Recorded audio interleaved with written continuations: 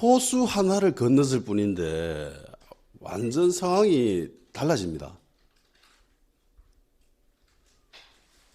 호수 하나를 건넜는데 저쪽에서는 제발 좀 떠나주세요라고 사정사정을 하는데, 그런데 이쪽에는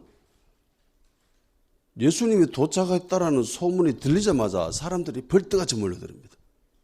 여기서 큰 무리가 모여들었다고 하죠. 예. 엄청나게 많은 사람들이 몰려들기 시작합니다. 예. 귀신이 역사하는 것과 역사하지 못하는 것 차이가 이렇게 그 분위기가 이렇게 달라질 수가 있다는 거예요. 저쪽에서는 주님을 멀리하는 사람들이 있었던 반면에 이 바다 건너, 이 호수 건너편에 이쪽 사람들은 주님께로 모여드는 사람들이 많았습니다. 나타나기만 하면 몰려들었습니다. 거르사 지역에는 귀신 들린 사람이 그 사람 하나밖에 없어요. 그 사람만 주님께로 왔지만은 이쪽에서는 큰 무리가 몰려들었습니다. 그런데 바로 이어서 회당장인 야이로가 등장하죠. 야이로. 회당장이라고 성경에는 기록하고 있습니다. 회당이 뭘까요? 굳이 회당장이라는 것을 성경이 언급을 하고 있잖아요. 그래서 회당장에 대해서 이 사람이 왜 예수님 발 아래에 엎드렸는지에 대해서 한번 살펴봐야 될 필요성을 느끼게 합니다. 회당은 시나고그라고 이야기합니다. 백성의 집, 회중, 집회, 장소 그런 것들을 뜻해요. 유대인이 있는 곳에는 회당이 있습니다. 회당은 유대 사회의 중심을 이루는 곳이에요. 마치 중세 유럽이 교회를 중심으로 촌락을 이루고 구성했듯이 유대인들은 회당을 중심으로 사회, 정치 모든 것들이 돌아갑니다. 유대인 가정이 10명이 있으면은 무조건 회당을 세워야 합니다. 그래서 바울이 그 유럽에 전도 여행을 하는 것을 보면은 제일 먼저 회당으로 가죠. 바울이. 회당으로 갑니다. 거기서 복음을 전하고 그리고 회당에서 받아들이면은 그들에게 복음도 전하고 예수님의 제자로 삼고 거부하면은 이제 이방인에게로 가는 그런 패턴을 보여줍니다. 제일 먼저 회당이 먼저 찾아가죠. 그러니까 회당은 유대인들의 이 정치, 종교, 사회, 생활 모든 부분에 있어서 중심을 이루는 곳이에요. 주로 회당이 하는 일은 예배, 교육 이것이 주로 이루어집니다. 그러니까 교회와 학교의 역할을 같이 하는 거예요. 그러니까 중심이 될 수밖에 없죠. 그리고 회당은 기도회장으로도 모이기도 하고 유대인들 무슨 일 생기면 집회할 모이는 그런 공간이고요. 그리고 공동체 규율을 학습하는 곳, 그리고 재판 장소로도 활용되기도 합니다. 바울의 전도 선교하는 모습을 봐도 바울을 정죄하는 모습이 회당에서 나타나잖아요. 그렇듯이 이 재판의 역할도 회당이 감당을 합니다. 그런데 성경을 대해서 조금 아는 사람이라면 뭔가가 조금 이상하다는 것을 느껴야 돼요. 그게 뭐냐면은 이스라엘은 성전을 중심으로 살아가잖아요. 그죠? 예루살렘에서 예배를 드리면은 되나요, 안 되나요?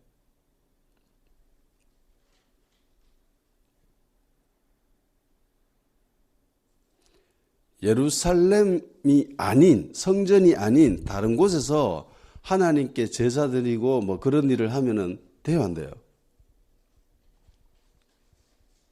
안 되잖아요. 그죠? 근데 회당의 역할 중에 하나가 예배가 들어있습니다. 왜 이러지라는 생각을 해야 정상이에요. 왜 회당에서 이 예배 드리는 역할까지 감당을 하고 있었을까? 언제 회당이 나타났을까?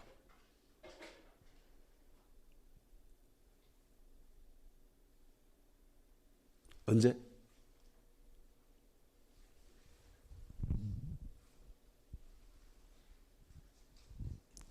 원래 성전에서만 예배를 드려야 됩니다. 그죠? 다른 곳에서 예배 드리는 것을 금했습니다. 그리고 성전에는 레위인들 그리고 제사장들이라 불리는 그룹인 사두개인들이 그 역할을 감당하고 있었죠. 이 시스템이 잘 돌아가고 있을 때는 회당이 굳이 필요가 없었었죠.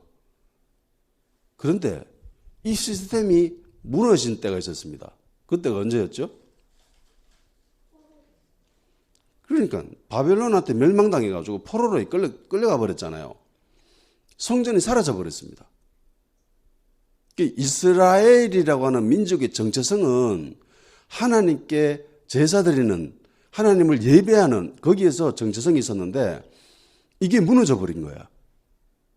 그러니까 바벨론에 포로로 끌려가고 일부의 사람들은 애굽으로 도망치고 그리고 일부의 사람들은 그 땅에 남아서 있는데 성전이라고 하는 구심점이 사라져 버렸습니다. 제사장이었던 레위인들, 사두개인 얘네들이 할 일이 사라져 버렸어요. 그럼 어떻게 해야 될까요? 예배드리지 말아야 되나요? 하나님을 섬기지 말아야 될까요? 여기에서 나온 게 회당인 거예요. 우리가 왜 멸망했는가? 가만 보니까 말씀대로 살지 못했기 때문이다라는 그 절박함을 느꼈고요. 그래서 말씀을 가르쳐야 될 필요성을 깨닫기 시작한 거예요. 그래서 회당이 세워지고 말씀 연구가 본격적으로 시작된 겁니다. 그러면서 탈무드라는 그런 책까지 저술을 하게 되죠. 탈무드가 이스라엘에서 지어진 게 아니에요. 바벨론에서 만들어졌습니다.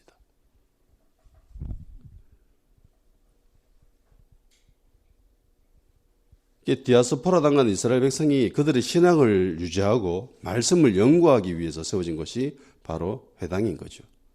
이스라엘 사람들이 무슨 일만 생기면 회당에서 모여드는, 그러니까 이스라엘의 정체성은 회당으로 대표되어지는 겁니다. 그 이때부터. 그리고 이 회당장은 회당을 관리하는 사람이죠. 장이니까. 회사의 대표가 사장이잖아요. 그죠? 학교에 대표하는 사람은 교장입니다. 교회에 대표하는 사람은 당회장이라고 이야기하죠. 당회장. 회당의 장이에요. 그러면 눈치채겠죠. 높은 사람이구나. 높은 사람이구나. 회당장은 회당에서 예배를 드릴 때 예배를 주관합니다. 기도도 하고요. 그리고 말씀도 읽습니다. 그리고 설교할 사람을 택하는 일도 하는 사람입니다. 기본적으로 율법을 낭독해야 되기 때문에 당연히 언어에 대해서 해박한 지식을 가지고 있죠.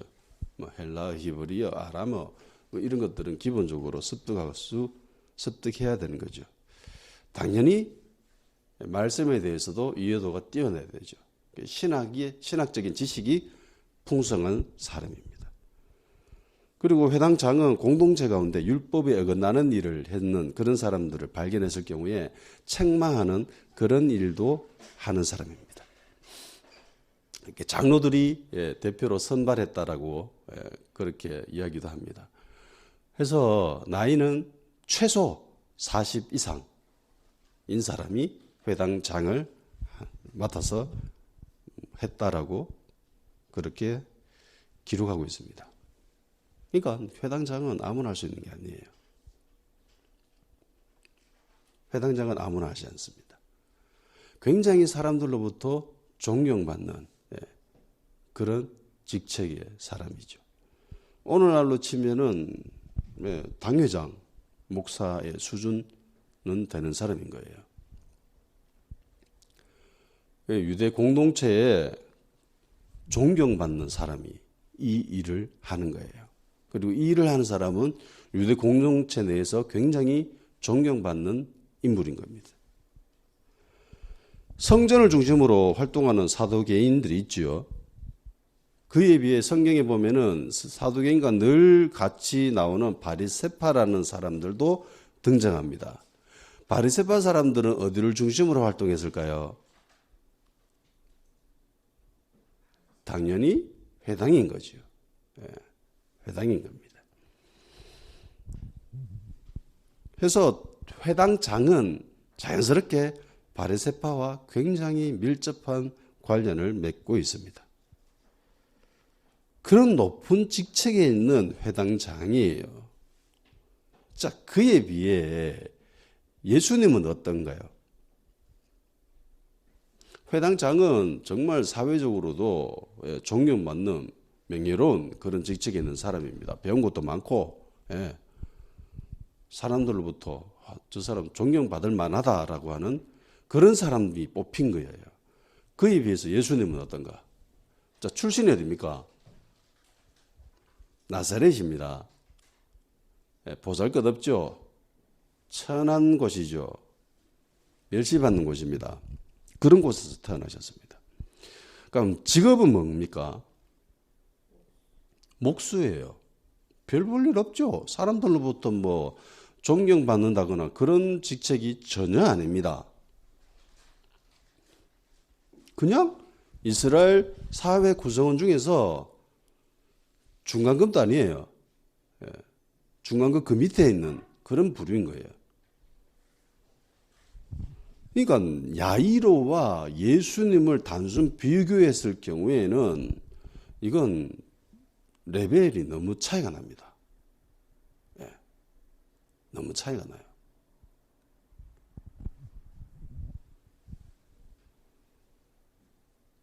나이는요? 예수님은 이제 30이에요. 근데 이 야이로라고 하는 사람은 예수님보다 최소 10살 이상 나이가 많은 거예요. 그냥 나이로 보나 사회적인 뭐 배운 것으로 보나 뭐 출신으로 보나 모든 면에서 예수님과 이 회당장 야이로는 비교할 수 있는 급이 아니에요. 신앙적인 관점 제외하고 우리가 가지고 있는 이런 신앙적인 관점이 아닌 그 당시에 그 사람들 관점에 가지고 보았을 때는 야이로와 예수님은 단순 비교 대상이 아닌 거예요. 수준 차이가 너무 납니다. 너무 나요. 그런 높은 직책에 있는 회당장인 야이로인데 이 사람이 예수님을 찾아오지요. 찾아온 것도 이 대단한 거예요. 대낮에 다른 제자였던 그 이름이 갑자기 생각이 안 나노. 나다니엘이가 밤에 예수님을 찾아오는 사람이 있었잖아요. 근데 이 사람은 낮에 찾아갑니다. 다른 사람들 시선이 있는데 낮에 찾아가요.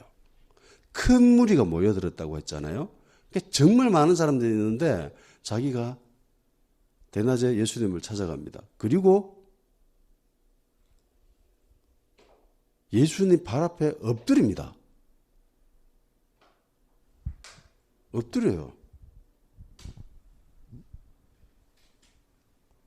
당시 사람들이 봤을 때는 예수님은 별로 그렇게 내세울 만한 그런 사람이 못 되는 사람인데, 근데 야이로 입장에서 자기가 예수님 발 앞에 엎드린다고 하는 것은 이건 자기를 죽이는 행위예요. 자기 자존심을 던져버리는 행위예요. 그죠? 사람들로 존경받는데. 그런데 보잘것없는 예수라는 존재 앞에 발 아래 엎드린다라고 하는 것은 이것은 굉장한 이슈가 되는 거예요. 해서 성경에는 회당장 야이로 예수 발 앞에 엎드렸다 이렇게 아주 구체적으로 기록하고 있는 겁니다.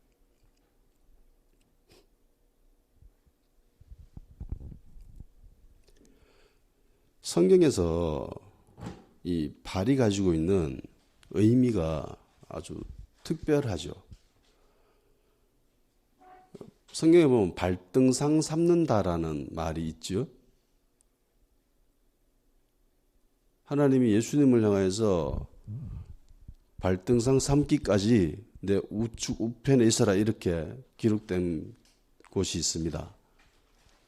발등상 삼는다라고 하는 것은 적을 완전히 굴복시켜 항복시켜버리는 그런 상태인 거예요. 적을 패배시켜가지고 꼼짝달싹 못하게 만드는 그런 상태. 완전한 정복. 그것이 바로 발등상인 겁니다. 그리고 집에 손님이 찾아왔을 때 종이 발 씻어주지요. 예. 이게 발이라고 하는 것은 특별한 의미가 있어요.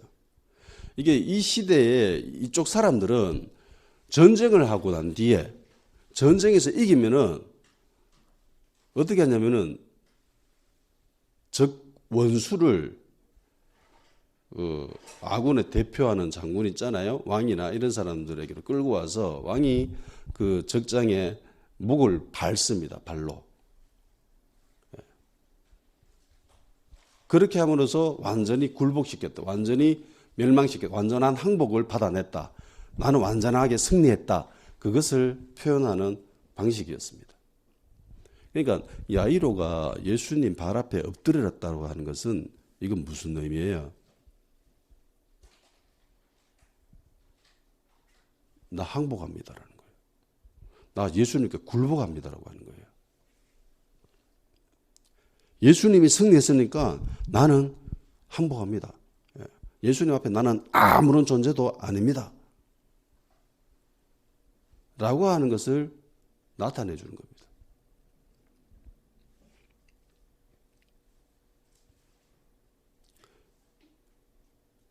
나이, 사회적 명예, 배운 것을 보나 출신으로 보나 사회적인 명성이나 명예를 보나 표면적으로 봤을 때 모든 면에서 야이로가 훨씬 높습니다. 그런데 그런 야이로가 자기가 가지고 있는 그 모든 것들을 내려놔 버리죠. 내려놓고 예수님한테 항복해 버립니다. 나 항복합니다.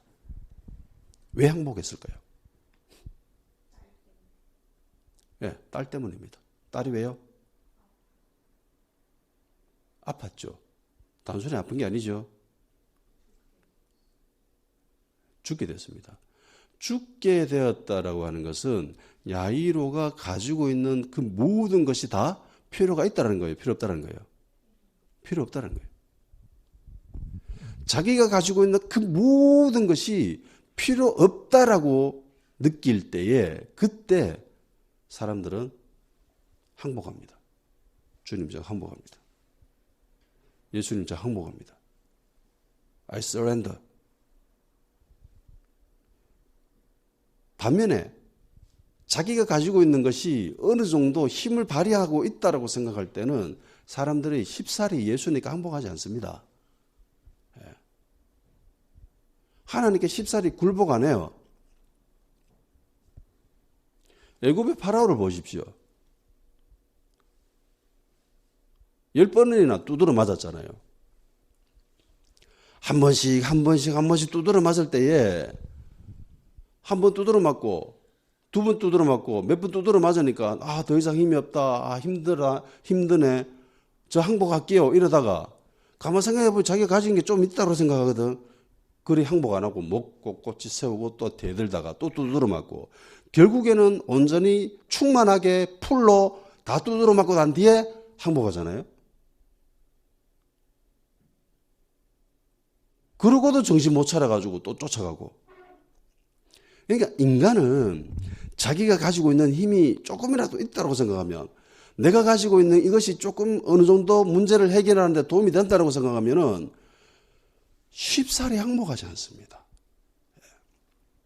항복한다라고 하는 것은 자기가 죽는 거거든요.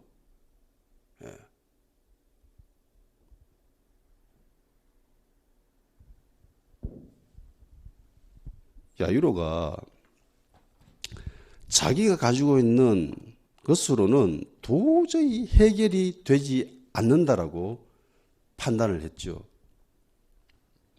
실제로 그렇게 했었고, 사랑하는 딸인데 아픕니다. 그래서 뭐 약도 지어 먹여보고 뭐 의사 처방대로 해봤는데 소용이 없습니다. 이래저래 해봤는데 아무런 소용이 없습니다. 근데 애가 죽어가는 게 느껴져요. 시급합니다. 그러면 자기가 가지고 있는 그 회당장이라고 하는, 회당장으로서 가지고 있었던 그 모든 것들이 필요가 있어요? 필요가 없는 거죠. 뭐 아무짝에도 쓸모가 없는 겁니다. 그러니까 주님 찾아가는 거죠. 쪽팔린 무릅쓰고 사람들이 쳐다보거나 말거나 주님은 발 앞에 엎드리는 거예요. 제발 좀 살려주십시오. 자, 항복합니다.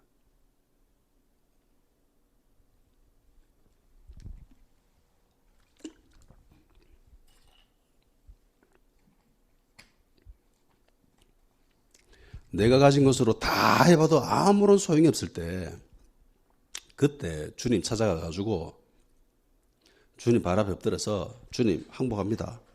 그러면서 주님의 도움을 구하게 되는 거예요.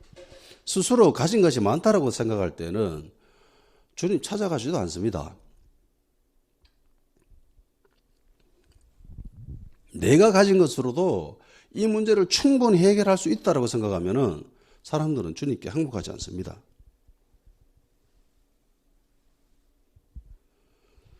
주님의 도우심을 필요로 할 때 체면 차리면 안 돼요.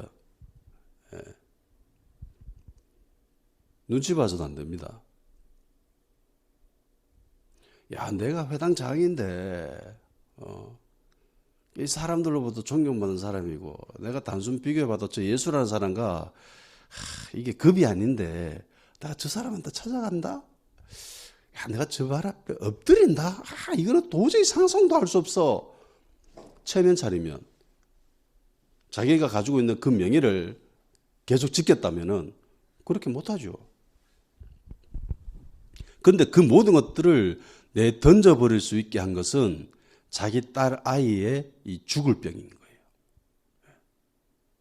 반대로 자기 딸이 병에 걸리지 않았다면, 그것도 죽을 병에 걸리지 않았다면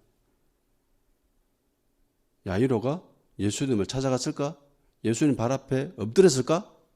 라는 거예요. 그랬을 것 같아요? 절대로 안 그러죠. 절대로. 왜? 자기 가진 건 내려놓는 거거든. 누가 내려놓겠습니까? 그걸. 근데 야이로는 믿음이 생긴 겁니다. 어떤 믿음이냐면은 예수님을 찾아가기만 하면 내 딸이 낫는다. 예수님이 도와주기만 하면 죽을 병에 걸렸지만은 내 딸은 살아난다. 라고 하는 믿음이 생겨진 겁니다. 이 믿음은 야이로가 성경을 많이 알고 성경에 대한 그런 신학적인 지식이 풍성하다고 생겨지는 게 아니에요. 주변 사람들로부터 전해들은 그 이야기가 그것이 자기를 깨닫게 한 겁니다. 그래서 믿음은 들으면서 나는 거예요. 예수님에 대한 이야기, 그걸 잘 들으면 믿음이 생기는 겁니다.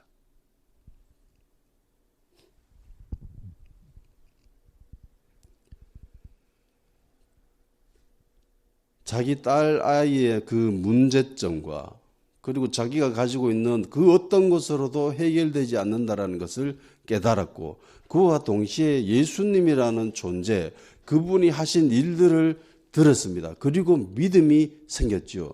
그리고 그 믿음이 야이로를 움직이게 한 겁니다. 야이로를 예수님을 찾아가게 만들었고, 그 믿음이 예수님 발 앞에 엎드리게 만든 원동력이 된 거죠. 아무런 자기가 가지고 있는 그 어떤 힘으로도 문제를 해결할 수 없다라고 느꼈다고 단순히 예수님 찾아가지 않죠. 반드시 믿음이 형성되어야 예수님을 찾아갑니다. 그리고 예수님께 도움을 구하는 거죠. 야이로의 말을 들어보세요. 23절을 읽어봅시다. 시작.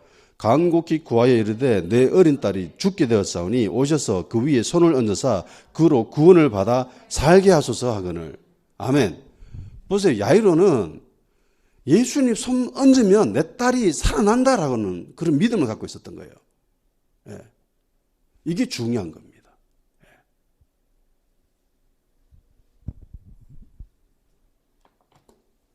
그러니까 믿음의 이 성장, 도약은 가만히 있을 때 믿음이 성장하고 믿음이 도약이 일어나는 것이 아니에요.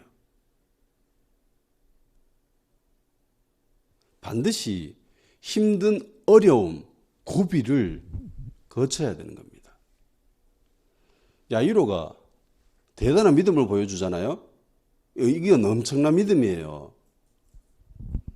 사람들이, 온 동네에 있는 모든 사람들이 쳐다보는 가운데에 예수님 발 앞에 엎드린다라고 하는 거. 그거는 정말 대단한 거예요. 그런데 그 믿음을 형성하게 만든 것이 궁극적인 원인이 뭡니까?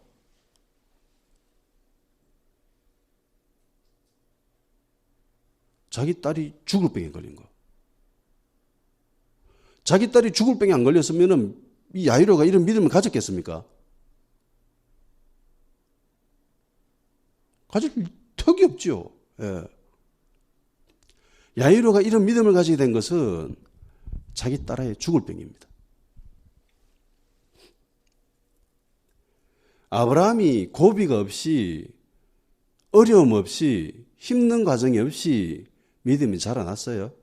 믿음의 조상이 되었습니까? 아브라함이 처음부터 딱 믿음의 조상 바로 딱 세워져가지고 100점 만점 딱 그렇게 출발해요? 아니잖아요. 힘든 과정, 어려움, 그것을 거치면서 점점 성장하는 거예요. 결국은 자기 독생자인 이삭까지 바치는 그런 믿음까지 성장을 하게 되는 거지 않습니까? 야곱의 믿음의 여정도 마찬가지죠. 야곱이 자기 삶을 애굽 파라오한테 가가지고 단적으로 표현하잖아요. 힘든 삶을 살았습니다. 예. 그러니까 야곱도 힘들게 살았거든. 힘든 삶을 거치면서 믿음이 성장하는 거예요. 신앙이 자라나는 겁니다.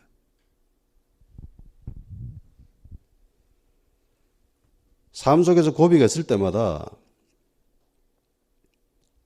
야곱은 주님을 찾았고 그것이 그의 믿음의 길이었습니다. 신앙의 길입니다. 이거는 믿음의 후예인 우리도 마찬가지죠. 우리도 똑같아요. 좋은 일이 있고 평안하고 삶이 평탄하고 이럴 때는 믿음이 자라지 않습니다. 주님 찾아가지 않죠. 주님께 항복하지 않습니다. 꼭 힘들고 어렵고 진짜 자기가 가지고 있는 그 어떤 것으로도 해결되지 않을 때 그때 주님께 완전히 엎드려 버리죠. 주님 항복합니다. 예수님 항복합니다. 야이로가 이런 믿음을 가지게 된 것도 이 고비 때문이죠. 이런 문제 때문입니다. 도저히 해결 불가능한 문제, 장벽, 그리고 그 장벽을 허물어뜨릴 수 있는 유일한 분인 예수 그리스도. 이 두 가지 조건이 충족이 될 때 그때 믿음이 형성되어질 수가 있는 거예요. 그러므로 고난이 내게 유익이라고 하는 시편 기자의 말씀은 늘 진리입니다. 그리스도인들에게 있어서 고난은 유익입니다. 아멘? 그래서 고난만 찾아다 데려다 그런 게 아니라 고난이 없다면 그것으로도 감사해야 될 일입니다. 예. 하나님 우리에게 평탄하고 평안한 삶을 허락해 주신 것이기 때문에. 그리고 고난이 찾아왔다고 해서 그것이 우리가 주님으로부터 외면받았다거나 주님이 나를 미워한다거나 그런 의미는 전혀 아니에요. 알겠죠? 고난이 찾아오면은 그 고난으로 통해서 하나님이 이 일로 통해서 우리에게 뭔가 하시려고 하는 일이 있으신가 보다 라고 마음을 고쳐 먹어야 되는 거예요. 예. 야이로 딸이 죽을 병에 걸리지 않았으면 야이로는 예수님을 찾아가지 않았습니다. 그건 당연한 거예요. 사랑하는 딸이 불치병이 아니라 그냥 단순히 약만 먹고 치유될 수 있는 그 정도의 병이었으면 예수님께 엎드리지 않죠. 결국 이 딸의 이 불치병이 예수님께로 인도한 겁니다.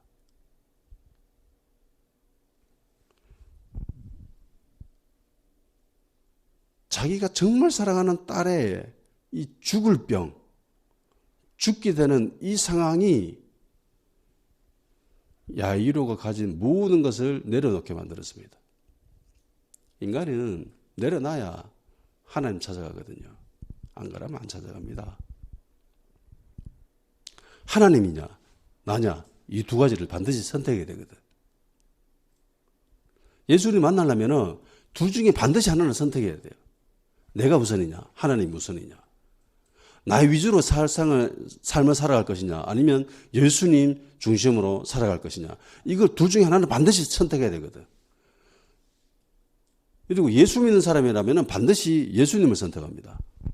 내 삶의 주인은 내가 아닙니다. 내 중심으로 살았지만은 이제부터는 내 중심이 아니라 예수님 중심으로 살겠습니다. 예수님이 나의 주인이십니다. 이 과정은 무조건 통과해야 되거든. 이 과정이 없었다라면 그 사람은 그리스도인이 아닙니다. 아니에요. 교회 수십 년 다니고 예배를 수백 번 드렸다 하더라도 그 사람은 그리스도인이 아닙니다. 왜? 삶의 주인이 지거든. 그게 어떻게 그리스도인이 될 수 있다고. 그러니까 그리스도인이 되기 위해서는 반드시 자기 인생의 주인이 자기였던 것을 내려놔야 돼요. 자기를 내려놓는 것은 죽는 거거든요. 내가 그리스도와 함께 십자가에 못 박혔나니라고 하잖아요. 죽은 거거든. 자기가 십자가에 못 박혀 죽어야 그래야 그리스도인이 될 수 있는 거거든.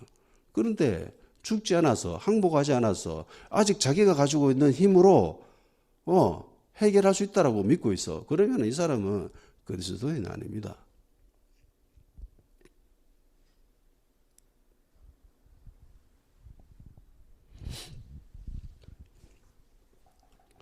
내가 가지고 있는 것으로 해결할 수 있다라고 생각한다면요, 주님 발 앞에 엎드릴 수 없죠.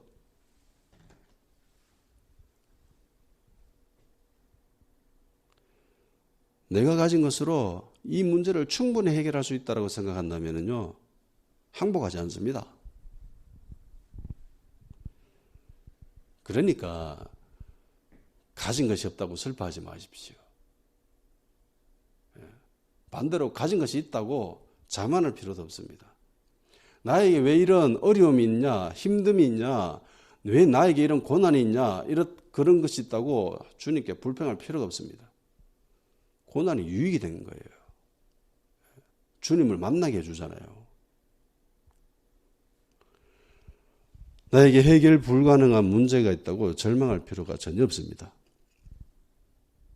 이것이 오히려 나의 신앙을 자라게 하고 믿음을 성장시키고 주님을 온전히 만나 행복을 누릴 수 있게 만드는 길이기 때문에 감사해야 하는 것이죠. 감사하게 되죠. 근데 안타깝게도 교회 다니는 많은 그리스도인들이 주님께 항복하지 않는 모습을 볼 수 있습니다. 항복하지 않아요. 주님 이기셨습니다. 제가 졌어요. 그러지 않아요. 여전히 자기 길이 옳다고 믿고 있고 여전히 자기가 가진 것으로 해결할 수 있다라고 믿고 있고 그렇게 살아봤는데 되는 것처럼 보이거든. 그러니까 항복하지 않습니다. 교회는 다르지만 여전히 목이 곧은 상태예요. 자신이 가지고 있는 것을 내려놓지 않습니다. 포기하지 않습니다. 그러면 주님 못 따라가요. 문제가 생기면 일단은 자기 힘으로 하려고 하죠. 자기가 가지고 있는 것으로 해결해 보려고 합니다. 이래서는 안 되는 거예요. 마태복음 19장을 읽어봅시다. 마태복음 19장.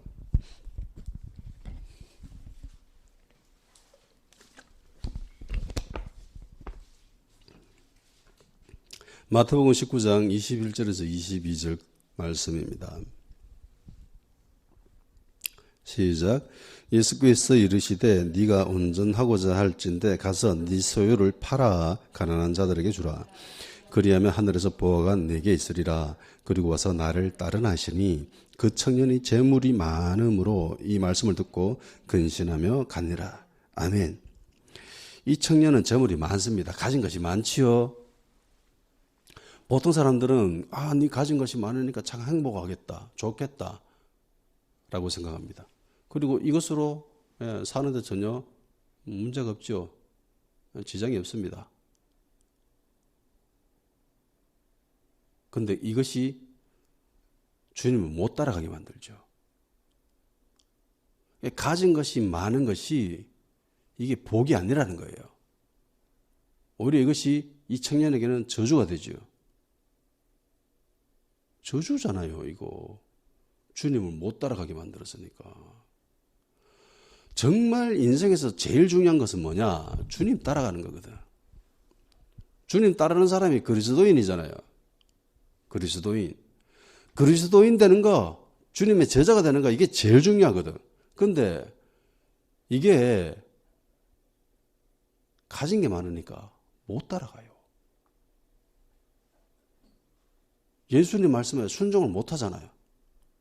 야, 네 가진 거 맞네. 그거 다 팔아 가는 사람들 줘라. 그리고 내 따라온나? 그러니까 재물과 예수님을 저울에 딱 올려봤는데 이 청년에게는 뭐가 더 무겁게 느껴져요? 재물이 자기에게 더 중요하게 느껴지는 거야. 그러니까 예수님 못 따라가는 거예요. 그런데 예수님은 밭에 감추인 보화입니다. 하나님 나라가 그렇잖아요. 하나님의 나라는 밭에 감추인 보물입니다. 보물 발견하면 어떻게 해야 돼요? 가진 거 다 팔아야죠. 가진 거 다 팔아가지고 그 보물을 차지하는 거거든. 그게 하나님 나라거든. 근데 그렇게 못한다는 거예요. 왜? 가진 것이 아까워.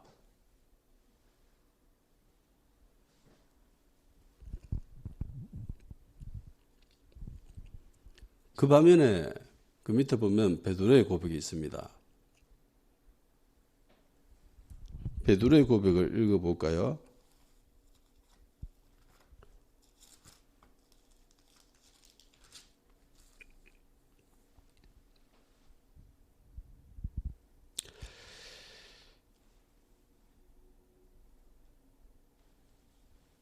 (27절을) 읽어봅시다. 25절부터 읽어봅시다. 25절부터 29절까지 시작. 제자들이 듣고 몹시 놀라 이르되 그렇다면 누가 구원을 얻을 수 있으리까? 예수께서 그들을 보시며 이르시되 사람으로는 할 수 없으나 하나님으로서는 다 하실 수 있느니라. 이에 베드로가 대답해 이르되 보소서 우리가 모든 것을 버리고 주를 따라 싸운데 그런 즉 우리가 무엇을 얻으리이까? 예수께서 이르시되 내가 진실로 너에게 이르노니 세상이 새롭게 되어 인자가 자기 영광의 보좌에 앉을 때에 나를 따르는 너희도 12 보좌에 앉아 이스라엘 12지파를 심판하리라. 내 이름을 위하여 집이나 형제나 자매나 부모나 자식이나 전투를 벌인 자마다 여러 배를 받고 또 영생을 상속하리라. 아멘. 그러니까 모든 것을 버려야 주님을 따를 수 있습니다. 주님을 따라야 영생을 얻을 수 있습니다. 아멘. 아멘. 감사한 것은 언제든지 어느 때든지 내가 주님 찾아가서 주님이 이기셨습니다. 저 항복합니다. 제가 졌습니다. 그리고 주님 발 앞에 엎드리게만 하면 주님은 도우신다는 거예요. 주님은 언제든지 우리를 도우실 준비가 되어 있습니다. 우리가 항복하기만 하면. 주님은 우리의 구원자이십니다. 우리의 치료자이시고 우리의 모든 문제를 해결하시는 분이십니다. 그러니까 우리가 해야 될 것은 하나예요. 그게 뭐냐? 항복하는 거. I surrender. 주님 항복합니다. 제가 졌습니다. 제가 굴복합니다. 세상에 있는 사람들 그리고 교회에 있는 사람들도 마찬가지지만은 무엇을 더 가지려고 살아가죠. 무엇을 더 가지려고 살아갑니다. 차를 가지고 좋은 직장을 가지고 좋은 물건을 가지고 좋은 집을 가지고 좋은 인맥을 가지고 그러니까 사람은 가지기 위해서 살아가요. 그런데 반대로 주님을 만나기 위해서는 그 가진 것을 내려놔야 돼요. 가진 것을 포기해야 됩니다. 그래야 주님을 만날 수 있습니다. 가지지 말라라는 소리가 아닙니다. 충만하게 가지십시오. 아브라함의 복이 여러분들에게 충만하게 임하기를 축원합니다. 그런데 그것이 주님을 만나는데 장애물이 되어서는 안 된다는 겁니다. 주님이 원하실 때에 그 재물을 언제든지 내려놓을 수 있어야 된다는 거예요. 주님이 말씀하셔가지고 야, 네 가진 거 다 팔아서 내 따라온나 라고 했을 때 그렇게 할 수 있는 믿음이 있어야 된다는 거예요.